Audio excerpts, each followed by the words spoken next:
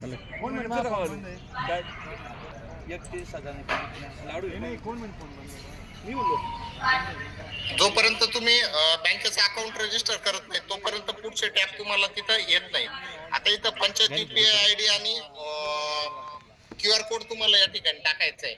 आता QR code टाकत असताना इथं UPI ID जो आहे तो कंपल्सरी नाही, परंतु account name, account number, IFSC code हे कंपल्सरी आहे आणि QR कोड टाकायचा आहे. परंतु QR कोड टाकत असताना तो सुस्पष्ट असावा, 20 KB ते 100 KB च्या आतमधला असावा, अन्यथा ते स्वीकारत नाही. तुम्हाला वारंवार प्रोसेस करावं लागते. त्याच्यामुळे QR कोड हा सुस्पष्ट असावा आणि शक्यतो जेवढा QR कोड आहे, QR कोड बँक देत असताना वरती बँकेचं नाव वगैरे येतं, तर ते व्यवस्थित क्रॉप करून फक्त तो QR कोड दिसेल असंच क्रॉप करून घ्यायचा आणि तो या ठिकाणी अपलोड करायचा, अन्यथा तो अपलोड होत नाही. ज्यावेळी तुम्ही अकाउंट रजिस्टर करतात, इथं आपल्याला 2 अकाउंट रजिस्टर करायचे आहेत. एक आपलं ग्रामनिधीचं, दुसरं पाणी पुरवठ्याचं. आता तिसरा देणगीचा जो विषय आहे, म्हणजे लोकवर्गणीचे अकाउंट जर आपण ओपन केलेले असतील तर तिसरं अकाउंट लोकवर्गणीचं करू शकतो. आणि ज्यावेळी तुम्ही हे कॉन्फिगर कराल तुमची स्कीम म्हणजे मॉड्यूल, तर त्यावेळी त्या अकाउंटला म्हणजे ज्या मॉड्यूलचे पैसे तुम्ही ज्या अकाउंटला घेतात तिथंच ते मॅच करायचंय. म्हणजे पाणी पट्टी जर तुम्ही पाणी पुरवठ्यात घेताय तर तिथं मॅच ऍड करताना पाणी पुरवठ्याच करायचंय. घरपट्टी, सफाई कर, दिवाबत्ती, 5% दंडाची रक्कम असेल किंवा बाजार लिलावाची रक्कम असेल, हे सगळं आपण ग्रामनिधीत घेतो. तर ती त्या मॉडेलला ग्रामनिधीचं अकाउंट तिथं रजिस्टर करायचंय. आता ते रजिस्टर कसं करायचं ते पण दाखवून देतो. अकाउंटचं रजिस्टर करताना तुम्हाला अकाउंट रजिस्टर करायचं, त्याच्यानंतर ते फ्रीज करायचं. तुम्ही जे अकाउंट फ्रीज करता ते तुम्ही इथून बघू शकता. आता इथं मी 2 अकाउंट फ्रीज केलेले, एक तर ग्रामीण पाणी पुरवठा योजना आणि दुसरं आहे ग्रामनिधीचं. तर इथं जोपर्यंत तुम्ही फ्रीज करत नाही अकाउंट, तोपर्यंत तुम्हाला पुढचे टॅब ऍड करता येत नाही. कोणतं तर त्या स्कीम त्याला मॅप करणं. त्याच्यानंतर एकदा हे तुम्ही कॉन्फिगर मॉड्यूल केलं तर तुम्हाला कॉन्फिगर मॉड्यूल बँक अकाउंटशी लिंक करावं लागतं. म्हणजे तुम्हाला जे मी मग सांगितलं, आता मी ऑलरेडी केलेले आहेत, त्याच्यामुळे माझे ह्या 2 टॅबला येणार नाही. तर इथं तुम्ही बघू शकता की कोणकोणत्या अकाउंटला कोणकोणते हे फ्रीज केलेलं आहे. जसं वॉटर टॅक्सला मी ग्रामीण पाणी पुरवठा केलेला आहे, इथं अकाउंटचं नाव तुमच्या पासबुकला जे तेच टाका, अन्यथा काय होणार, ते मिसमॅच झालं तर ते स्वीकारत नाही. त्याच्यानंतर इथं बघा युजर चार्जेस टाकले, फीला ग्रामनिधीचं टाकलंय. आता 7 मी टॅक्सचं हे केलंय, म्हणून इथं हे मॉड्यूल आहेत, म्हणजे कोणता टॅक्स तुम्ही घेतायत आणि त्याला कोणता अकाउंट लिंक आहे.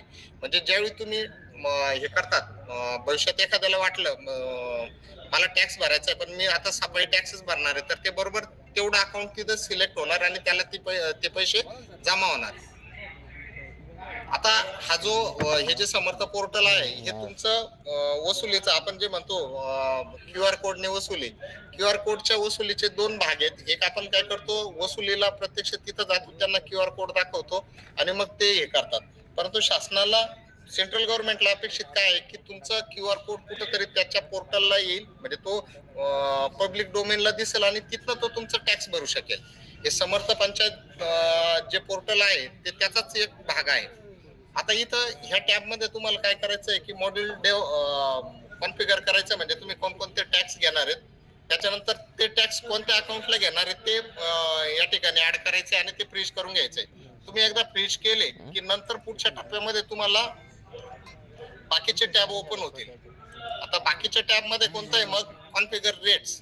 जोपर्यंत हे 2 तुम्ही करत नाही, एकतर अकाउंट आणि कोणकोणते टॅक्स घेणार, तोपर्यंत तुम्हाला रेट कॉन्फिगर करता येणार नाही. आता रेट कॉन्फिगर मध्ये काय की आपण जे दर लावतो, म्हणजे आपण दर हजारी आपले एक शंका होती, विचारू का? हा बोला. जे आपण मॉड्यूल्स जे कॉन्फिगर करणार आहे त्याच्यामध्ये 4 ऑप्शन दाखवत आहेत, टॅक्स, रेव्हेन्यू, अदर टॅक्स. ते 4च्या 4 पण सिलेक्ट करायचे आहे का? नाही, आता इथं अपेक्षित काय माहितीये का, ग्रामपंचायत कोणकोणत्या, आता समजा माझ्या ग्रामपंचायतीला बाजार लिलाव होत नाही, त्याच्यामुळे मी ते सिलेक्ट केलं नाही. तुम्हाला काय करावं लागेल, तुमच्या मागच्या वर्षाचा वार्षिक अहवाल जो आहे 24-25चा, तो वार्षिक अहवाल समोर ठेवावा लागेल आणि आपण कोणकोणत्या प्रकारचे OSR घेतोय. आता इथं फक्त फक्त टॅक्स नाहीये तर नॉन टॅक्स पण आहे. म्हणजे हे जे मॉड्यूल आहे हे OSRच्या याच्यासाठी केलेलं आहे, ओन सोर्स रेव्हेन्यू साठी. म्हणजे ग्रामपंचायतीचं जे उत्पन्न आहे त्याच्यासाठी, त्याच्यावर ज्या ज्या बाबी तुम्ही जमा करतात ते सगळे घ्यायचंय. ते तुम्हाला परत एकदा आता नेमकं मी बाकीच्या दोन याचं केलंय, पण ते नॉन टॅक्सेस अदर चार्जेस जे त्याच्यामध्ये 20 एक हे दिसतंय. काही ठिकाणी यात्रेचं समजा जे पार्किंग असेल त्याचा पैसे घेत असतील, काही ठिकाणी याचा सेपरेट जागा लिलाव असेल याच्या बाजाराचा, कोणाच्या गुरांच्या बाजाराचा, तर ते असू शकतं. म्हणजे तुमच्या वार्षिक अहवालामध्ये ज्या ज्या प्रकारचा ओन सोर्स आलेला आहे ते सगळे इथं कॉन्फिगर करायचे मॉडेलमध्ये. मॉडेलचे प्रकार 4 आहेत, परंतु त्या 4 मध्ये टॅक्सचे वेगवेगळे प्रकार आहेत. आलं लक्षात? ओके आता दुसरं इथं तुम्हाला रेट टाकायचे, जसं आपण महावनगावला रेट टाकत होतो तसंच इथं रेट टाकायचंय. परंतु इथं काय केलेलं आहे त्यांनी,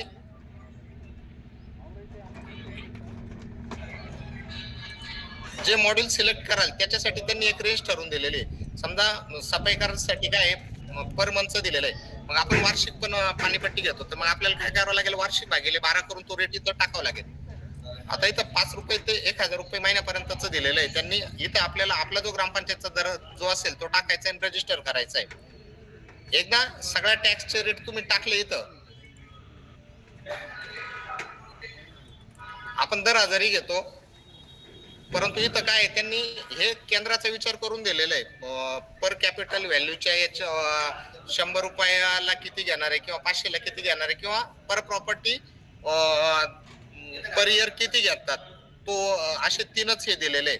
आता आपल्याकडं बहुतांशी राज्यामध्ये कॅपिटल व्हॅल्यूच्या म्हणजे भांडवली मूल्याच्या वर आपण हे घेतो, परंतु तेलंगणा असेल किंवा आंध्र असेल, तिकडचे जे राज्य आहेत ते प्रॉपर्टीवर घेतात. त्यांचं ठरलेलं आहे प्रॉपर्टीचा प्रकार आणि त्याच्यावर टॅक्स. ते एकदा प्रॉपर्टीचा प्रकार ठरला की त्यांचं फिक्स राहतं टॅक्स. त्याच्यामुळे त्यांनी पर प्रॉपर्टी पर इयर दिलेलं आहे. तर आपण ह्या दोघांपैकी कोणतंही सिलेक्ट केलं तर आपला जो दर आहे, समजा 500 रुपयाचा आपण 2 नंबरचं सिलेक्ट केलं कॅपिटल व्हॅल्यू पर 500, तर आपण दर हजारी करतो, त्याच्यामुळे त्याच्या निम्म करावं लागेल. आणि जर तुम्ही 100चं केलं तर तुम्हाला 10वा हिस्सा करावा लागेल. एवढं फक्त लक्षात ठेवायचं. एकदा तुम्ही टॅक्स कॉन्फिगर केले की ते फ्रीज तुम्हाला करावं लागतात. फ्रीज केल्यानंतर तुम्ही बघू शकता की फ्रीज ग्रामपंचायतीने कोणकोणते हे फ्रीज केलेले आहेत रेट. आता माझी वार्षिक पाणीपट्टी माझी 1200 रुपये म्हणजे पर मंथ 100 रुपये आली, तर ती मी ती फ्रीज तिथं करू शकतो. तर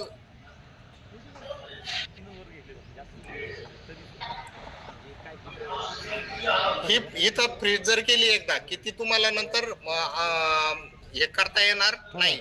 त्याच्यामुळं दर जे आहेत ते व्यवस्थित आपण जे आकारलेले असतील आपल्या याच्यानुसार कर आकारणीच्या ठरावानुसार, तर ते व्यवस्थितरित्या तिथं टाकायचे आहेत. 8 नंबरचं जे आपण तिथं रेट जे टाकलेले आहेत तेच या ठिकाणी व्यवस्थित टाकायचे आहेत.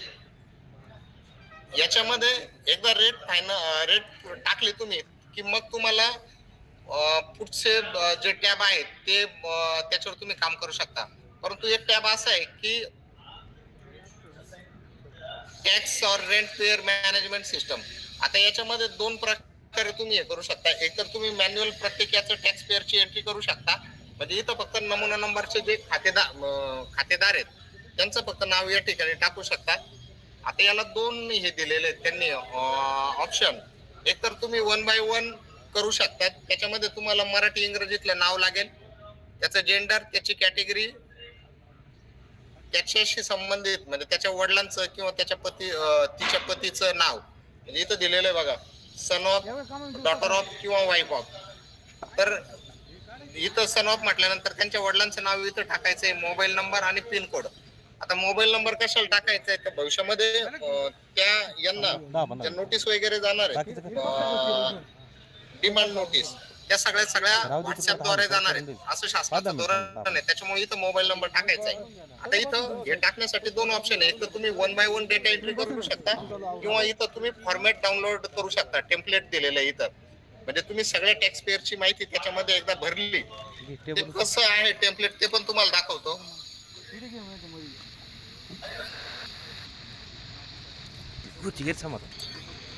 जे इथं दिलेलं आहे म्हणजे इंडिव्हिज्युअल याच्यासाठी जेवढे टॅब दिलेले आहेत तेवढेच इथं आहे. तुम्हाला ते सगळेचे सगळे करून घ्यायचे, इथं भरून घ्यायचे आहेत आणि एकदा ही 100% म्हणजे सगळी एक्सेल भरून झाली की ती इथं तुम्हाला अपलोड करायची आहे. बल्क अपलोड मध्ये upload tax payer by Excel म्हणजे ही जे टेम्पलेट आहे याच्या व्यतिरिक्त दुसरी एक्सेल वापरायची नाही. तुम्ही जे काही खातेदारांची माहिती भरणार आहात ते 2.1 मध्ये जे आहे टेम्पलेट दिलेलं आहे त्याच्याच आधारे भरायची. इथपर्यंत आलं लक्षात सगळ्यांना? याच्याबद्दल कोणाला काही शंका आहे का? सर त्या टॅक्स बद्दल थोडीशी विचारायचं ते प्रॉपर्टी टॅक्स ते कॉमन समजा क्षेत्रफळावर असतं आपलं ते भांडवली मूल्यावर आधारित आपण टॅक्स घेतो. ते म्हणजे आपले जे ग्रामपंचायत अधिकारी आहेत त्यांच्या ते बरोबर सांगतील तुम्हाला की याचा दर किती टाकायचा काय. कारण आपण याचा जो आहे 8 नंबरला पण त्याचे हे टाकलेला असतो कर आकारणीसाठीचा ठराव आणि आपल्या दरवर्षीच्या कर आकारणीला पण असतो तो. आणि दुसरी गोष्ट पाणीपट्टीच्या 9 नंबरवर त्याचा वार्षिक दर ठरलेला आहे. त्यातून फक्त तुम्हाला तो मासिक करून घ्यायचा आहे. दर प्रत्येक टॅक्सचे किंवा नॉन टॅक्सचे दर ठरलेले आहेत हे तुम्ही ग्रामपंचायत अधिकाऱ्यांकडनं घ्यायचे. ते बरोबर ते देतील रेट. आता हे झालं तुमचं फक्त इथं खातेदारांची लिस्ट आपल्याला अपलोड करायची झाली. जसं आपण महावनगावला करत होतो ना तोच प्रकार आहे पण हा थोडासा ऍडव्हान्स आहे. हा प्रकार ऍडव्हान्स म्हणजे कसा महावनगावला फक्त आपण 8 नंबर 9 नंबर तयार करत होतो पण ऑनलाईन टॅक्स घेत नव्हतो. म्हणजे तिथपर्यंत आपण गेलेलो नव्हतो. परंतु याच्यामध्ये काय आहे की ऑनलाईन टॅक्स घेण्याची सुद्धा सुविधा या ठिकाणी उपलब्ध करून दिलेली. आता तुम्ही एकदा हे सगळं केलं की तो रेट जे ठरवलेले तुम्ही त्याच्यासाठी तुम्ही जो ठराव केला असेल तो तुम्हाला या ठिकाणी अपलोड करायचा आहे. जे रेट तुम्ही तिथं म्हणजे ठरावात आहेत तेच तुम्ही तिथं टाकायचे. कोणतं रेटचं कॉन्फिगरेशन करत असताना आता इथं याच्यामध्ये टॅक्सच्या संदर्भातला ठराव आणि नॉन टॅक्सच्या संदर्भातला ठराव. पण आपण काय करतो एकाच ठरावामध्ये ते सगळं ओढतो तर तोच ठराव इथं हे करायचा आहे. परंतु आपण एकदा ठराव हे केल्यानंतर तो व्हिडिओ लॉगिनला जाणार. प्रत्येक सगळ्या ग्रामपंचायतींचे ठराव कुठं जाणार व्हिडिओ लॉगिनला आणि त्यांनी मान्यता दिल्यानंतर मग काय होणार तुमचं टॅक्स प्रत्यक्ष कलेक्शन याच्यानुसार चालू होऊन जाईल. त्याच्यानंतर एक मिनिट ते पण दाखवून देतो की तिथं काय काय केलं जातं ठरावामध्ये इथं तुम्हाला काय हे केलेलं आहे रिझोल्युशन म्हणजे ठराव काय कोणता त्याचा क्रमांक वगैरे इथं ते टाकायचं. इथं ठरावाचा नंबर इथं ठरावाची तारीख म्हणजे कोणत्या सभेत तो ठराव केला आणि इथं तुम्हाला पीडीएफ टाकायची. ती पीडीएफ तुमची 20 KB ते 5 MB पर्यंत असली पाहिजे. एकदा तो अपलोड केल्यानंतर तुम्ही जोपर्यंत तो 1.3 ने सेंड करत नाही तोपर्यंत तो तुम्हाला मॉडिफाय करता येतो. म्हणजे तुमच्या लक्षात आलं की चुकीने आपण हे पीडीएफ दुसरी टाकली किंवा ठराव क्रमांक चुकला आहे तर तो तुम्ही 1.2 मधनं मॉडिफाय करू शकता. परंतु एकदा का 1.3 ने तुम्ही तो सेंड केला अप्पर याच्यासाठी हायर ऑथॉरिटीकडे अप्रुव्हल साठी की मग मात्र तो तुम्हाला हे करता येत नाही. आणि मग त्यांनी तो अप्रूव्ह केला की रिजेक्ट केला हे तुम्ही इथं 1.4 मधनं बघू शकता. त्याच्यानंतर tax rent pair management system इथं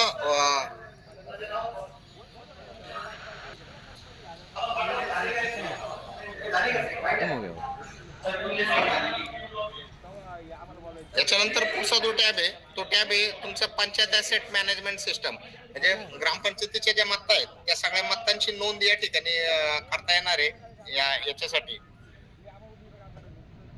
परंतु इथं काय करायचंय तुम्हाला की ज्या प्रॉपर्टीपासून इन्कम जनरेट होतं अशाच प्रॉपर्टी इथं टाकायच्या आहे. म्हणजे व्यापारी गाळे असतील किंवा सभागृह तुम्ही भाड्याने देत असाल तर त्या इथं स्पष्ट म्हटलेलं इन्कम जनरेटिंग ऍसेट्स किंवा रिसोर्सेस. आता ते रजिस्टर करण्यासाठी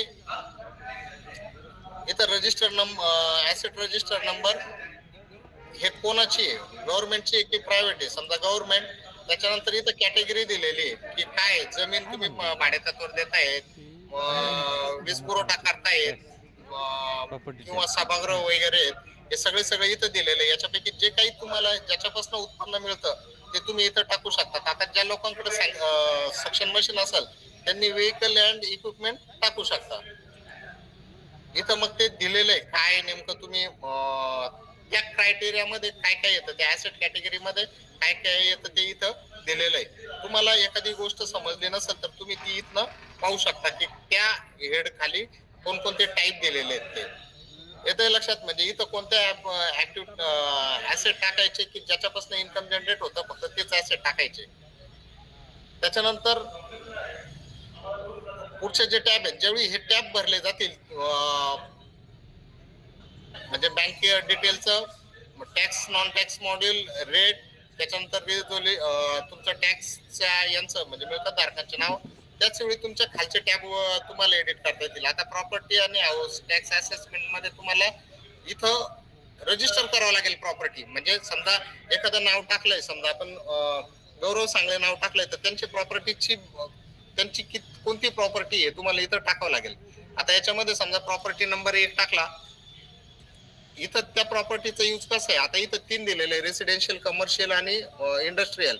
म्हणजे प्रॉपर्टीचा टॅक्स आपला त्याच्या यूज नुसार हे होत असतो. रेसिडेन्शियलला जर समजा एखादी 100 स्क्वेअर फीटची इमारत आहे किंवा 1 लाख व्हॅल्युएशनची इमारत आहे, ती रेसिडेन्शियल असेल तर 1 रुपया म्हणजे हे कमर्शियल असेल तर 1.25 आणि इंडस्ट्रियल असेल तर 1.20. तुम्ही त्याचा नेचर ऑफ युजेस ज्यावेळी टाकतात त्यावेळी ते ऑटोमॅटिक तिथं ते घेतं.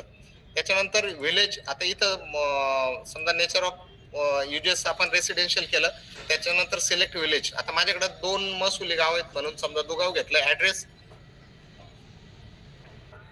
आणि त्याच्यानंतर ती मिळकत कधीची ते टाकलं. त्याच्यानंतर त्याचं व्हॅल्यू टाकायचंय, व्हॅल्युएशन टाकायचंय आपल्याला. म्हणजे आपल्याला याचा अर्थ मॅन्युअल आपल्याला 8 नंबर तयार करावं लागणार आहे, त्याचे जे व्हॅल्युएशन ते इथं टाकायचंय आणि प्रॉपर्टी एरियाचं स्क्वेअर फीट इथं टाकायचंय. या 2 गोष्टी इथं टाकल्यानंतर ज्यावेळी तुम्ही रजिस्टर म्हणाल त्यावेळी ते पुढच्या टॅब मध्ये हे करता येईल.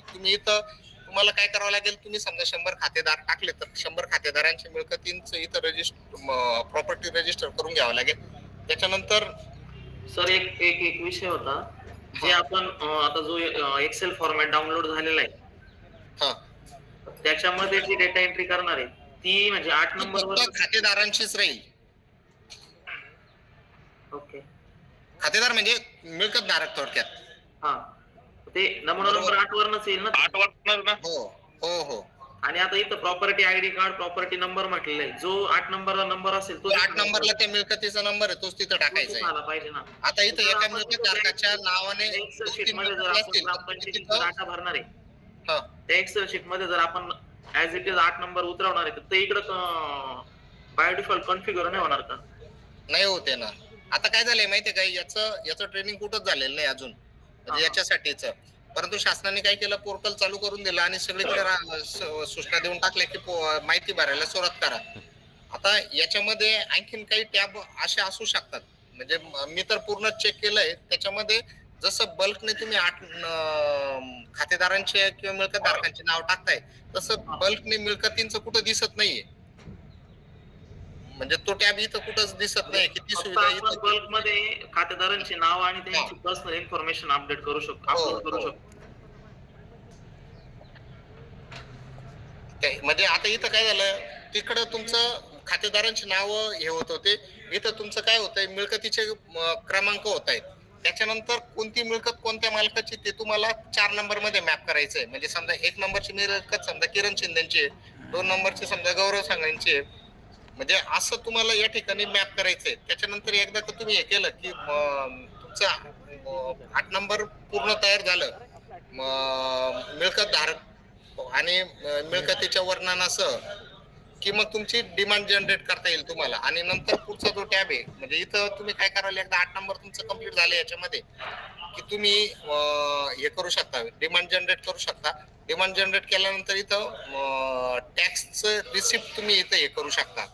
आता इथं टॅक्स 2 प्रकारे, समजा एखाद्याने मॅन्युअल ग्रामपंचायत मध्ये येऊन भरला असेल तर तुम्ही त्याची मॅन्युअल एंट्री करू शकता.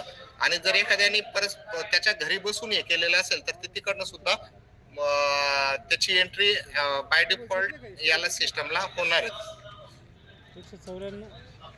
याच्यामध्ये आता सगळ्या प्रकारचे हे दिलेले आहेत. मग इथं तुमचं सफाई करायचं असेल किंवा जेवढे काही तुम्ही प्रकार टाकलेले आहेत कराचे, त्या सगळ्या कराच्या प्रकारांची इथं तुम्हाला डिमांड दिसून येईल. आता याच्यामध्ये ह्या मॉड्यूल मध्ये म्हणजे ह्या याच्यामध्ये अजूनही थोडेफार चेंजेस होतील असं यांनी सांगितलेलं आहे शासनाने. याच्या संदर्भातले अजून ट्रेनिंग किंवा एसओपी सुद्धा याला आलेली नाहीये. त्याच्यामुळे काही गोष्टी आपल्याला प्रॅक्टिकली ज्यावेळी आपण त्याच्यात काम करू त्यावेळी लक्षात येणार आहेत. सर ते तरी एवढं पोर्टल बघितलं त्याच्यातून असं लक्षात येतंय की इथं मिळकतीचं फक्त डायरेक्ट काय राहणार आहे, भांडवली मूल्य आणि स्क्वेअर फीट राहणार आहे. इथं तुमचं किती बाय कितीचं प्रत्यक्ष जसं 8 नंबर तयार होतो, समजा 10 बाय 10ची मिळकत, तर तसं याच्यामध्ये आता तरी दिसत नाही की तसं काही आहे म्हणून. सर डेटा एंट्री करण्याचे टॅब आपण बघितले त्याच्यानुसार. सर बरोबर सर. हा आपले नाही का टॅक्स कच्चे घर इतर पक्के घर तसे रेट आहेत ना, म्हणून थोडी शंका होती. नाही, आता त्याचे ना ती सुविधा अजून इथं दिलेली नाहीये. म्हणजे तुमचं आरसीसी आहे किंवा काय, परंतु इथं काय होणार आहे माहितीये का, तुमचं शेवटी काय होणार आहे, तो जो प्रकार आहे तो तुमचा भांडवली मूल्य काढण्यासाठी होणार आहे. पण आरसीसी आहे की कच्चं पक्क काय, इथं तुम्हाला डायरेक्ट भांडवली मूल्य काय टाकायचंय. तो जो पार्ट आहे, कच्चं घर असेल किंवा त्याचा घसारा वगैरे, हे किंवा कशासाठी लागतं, तुमचं भांडवली मूल्य काढण्यासाठी, बरोबर आहे ना. परंतु इथं डायरेक्ट तुम्हाला भांडवली मूल्य टाकायचंय. नाही मग ते आपण ते रेट कम्प्युट करू ते थोडस सर. रेट आपण कशाला करतो माहितीये का, रेट आपण याला करतो कॉन्फिगर कशाला, तुमच्या भांडवली मूल्याला. म्हणजे थोडक्यात भाऊसाहेब हे 8 नंबर आपण ऑनलाईन करायचंय ना. थोडक्यात 8 नंबर फक्त कसं 8 नंबर मधलं भांडवली मूल्य आणि एरिया या दोनच गोष्टी करायच्या आहेत. सर तो रेटचाच तोच विषय सर, भांडवली मूल्य कमी जास्त होईल. नाही, भांडवली मूल्य आपण याच्यात आपल्या 8 नंबरला असतं ना, 8 नंबरला कॉलम आहे ना याचा. समजा जो रेट आहे तो आता इथं काय झालंय माहितीये का, सद्यस्थितीमध्ये याच्यानुसार दिलेलं नाहीये काय, जसं तुमचं म्हणणं आहे की त्या मिळकत प्रकारानुसार रेट, तसं अजून इथं दिसना याच्यामध्ये. कारण काय झालंय, यांनी हे करत असताना ओव्हरऑल याचा विचार करून केलेला आहे. प्रत्येक राज्याचं काय कर आकारणीचं धोरण वेगवेगळं आहे. हे जेवढे आपण प्रॅक्टिकली करू, आता हा तुमचा जो मुद्दा आहे ना तो बरोबर आहे की मिळकत प्रकारानुसार त्याचं हे आपण दर ठरवलेले असतात. परंतु इथं काय दिलंय, एकच टॅब दिलेला आहे त्याचा. आणि सर याच्यामध्ये ते त्याच्यामुळे रेट मॅच होणार नाही ना. आता सद्यस्थितीत आपण काय करू शकतो, एकच प्रकार घ्यायचा. समजा जो तुमच्या 8 नंबरला जास्त आहे, समजा आरसीसी घर सगळ्यात जास्त आहे, आपला एक रेशिओ असतो, समजा 90% आरसीसी घर आहे किंवा 60% कच्चे घर आहे, तर जो रेट जे जास्त असेल ना त्याच्या डेट एंट्री करून घ्या. तोपर्यंत कदाचित म्हणजे मला जेवढी माहिती आहे त्याच्यानुसार राज्यांनी ते सांगितलेलं आहे. आपलं म्हणजे प्रत्येक राज्याचं हे मागवलेलं आहे केंद्र शासनाने, काय की तुम्ही कर आकारणी कशा प्रकारे करतात. आता इथं जे दिलेले इथं झारखंड आणि भांडवली मूल्य आणि याच्या आधारे झारखंड आणि आसाम दिसतंय सर लगेच माहिती. बोराडे सर, हा बोला. उगाच घाई करतो असं नाही वाटत का आपल्याला? नाही, आता याचं कसं आहे माहिती साहेब, चुका झाल्या ना सर, चुका झाल्यावर नंतर दुरुस्ती कोणीच करून देत नाही. ते महावनगाव तर तसंच, मग ते असंच झाल्या, चुकावारे झाल्या, नंतर दुरुस्त करून द्यायला कोणीच तयार नाही. याच्यामध्ये जर फक्त एकाच प्रकारचं मॉडेल, समजा ज्या ग्रामपंचायतीने, समजा मी माझ्याकडे आरसीसी घर जर जास्त असतील किंवा आरसीसी मिळकती जास्त असतील, तर मी जर फक्त आरसीसीचं करून ठेवलं, बाकीच्या मिळकती पुढच्या टॅब येईपर्यंत हे केले, तर मग तेवढ्या मिळकती चुकणार नाही. आता याच्याबद्दलच्या जे समजा हा जो मुद्दा आहे, आता मी जेवढं हे पाहिलं त्याच्यानुसार फक्त मिळकत प्रकारानुसार दर जे टाकायचे तेवढाच एक मुद्दा याच्यामध्ये दिसत नाहीये. परंतु आपण तो शासनाच्या लक्षात आणून देऊ. सर पण तुम्ही म्हणता तसं जर म्हटलं, ठीक आहे, आपण आरसीसी किंवा पक्के घरांची माहिती याच्यामध्ये भरली, तर आता 8 नंबरला सिरियल नुसार तर काही तसं नसतं ना. नाही, मग त्याच्यामुळे आपल्याला काय याच्यामध्ये आपण काय करू शकतो, शेवटची जी डिमांडचा जो टॅब आहे तो सगळ्यात शेवटी भरू शकतो. परंतु आपल्याला इथं 2 गोष्टी आपण आता इथं काय करू शकतो, एक तर तुमचे सगळे 8 नंबरचे जे खाते म्हणजे सगळे मिळकत धारक टाकू शकतो, आणि सगळ्या मिळकतीचं वर्णन, मिळकतीच्या वर्णनामध्ये तुम्हाला 2च टाईप दोनच हे टाकायचं. एक तर तुमचं भांडवली मूल्य जे तुमच्या 8 नंबरला ऑलरेडी आहे, आणि दुसरं तुमचं एरिया. एवढं जरी करून ठेवलं म्हणजे जेवढे टॅब आपल्या हातात जे बदलणारे नाहीयेत तेवढे करून ठेवायचे. पुढच्या गाईडलाईन्स आल्यानंतर आपल्याला म्हणजे वरिष्ठ स्तरावरून तसं सांगितलं जाईल. सर सध्या आम्ही पेट मध्ये एक्सेल शीट बनवायला लावलेलं आहे सर. काय एक्सेल शीटला सुरुवात सर करून दिलेली आहे डाउनलोड करून. ते अपलोड करतो आणि काय होणार आहे माहिती आहे? शासनाचं म्हणणार आहे माहिती आहे का? जे वन टाइमचे जे आता मिळकत धारकांची नाव हा वन टाइमचा हे झाला. त्याच्यानंतर मिळकतीचं तुमचं भांडवली मूल्य या 25-26 साठीचं भांडवली मूल्य आणि 25-26 साठीचं क्षेत्रफळ हे वन टाइमच्या गोष्टी या जरी तुम्ही टाकून दिल्या, बाकीच्या गोष्टी तुम्ही जसं अपडेशन येईल याच्या पोर्टल मध्ये तसं तसं तुम्ही ते ऍड करू शकता. परंतु आज स्थिती काय झाली आहे की इतर जिल्ह्यांचे हे किमान 8 मिळकत धारकांची नावं रजिस्टर झाली, किमान मिळकतीचे वर्णन रजिस्टर झालंय. तर त्याच्यासाठी अर्जंट मॅडमांनी विषय लावले की किमान ह्या गोष्टी तरी आपल्या पोर्टलला रजिस्टर झाल्या पाहिजे. सागर जात आलेला आहे याचा मानीचा प्रॉब्लेम आहे आता. बाकीचे ओपीटी मागायचे बघा हे सर लोक किमान बेसिक माहिती याची पोर्टलला भरायला काय अडचण आहे? काय नियम सांगा बरं. बघतो मी माझ्या हिशोबाने काय होते. पण आपल्या जिल्ह्यात काहीच काम दिसत नाही. उर्वरित त्याच्यात किमान सुरुवात झाली. आपल्याकडे दिसत नसल्यामुळे आपल्याला इनिशिएटिव्ह तर घ्यावा लागणार ना. काय किरण? जे बेसिक माहिती ती भरायला अडचण नाही मॅडम. म्हणजे जसं की पंचायतची UPI ID वगैरे, बँक कलेक्शन, टॅक्सेस वगैरे ते जर भरायला काही अडचण नाही. मग अडचण कुठं वाटते तुम्हाला? जे पुढचं जे सांगितलं ना मॅडम, जी माहिती भरायची आहे म्हणजे टॅक्स पेअरची, तिथं नको प्रॉब्लेम यायला. जेणेकरून आता ते कसं आपलं 8 नंबरला सिरियल नुसार असतं आणि आपण इथे एंट्री करा. महाइग्रामला काय झालं होतं मॅडम, बऱ्याच ठिकाणी ज्या बखल जागा आहे त्याची एक लांबी रुंदी नव्हती, त्याचे टॅक्सेस नव्हते. अशा वेळेस काय झालेलं आहे, जे आपण नमुना नंबर 8 चे अनुक्रम म्हणते तर ते खालीवर झालेले मॅडम, मिसमॅच झालेले. अच्छा, ते नको इथं व्हायला, कारण सेंट्रल गव्हर्नमेंटचं पोर्टल असल्यामुळे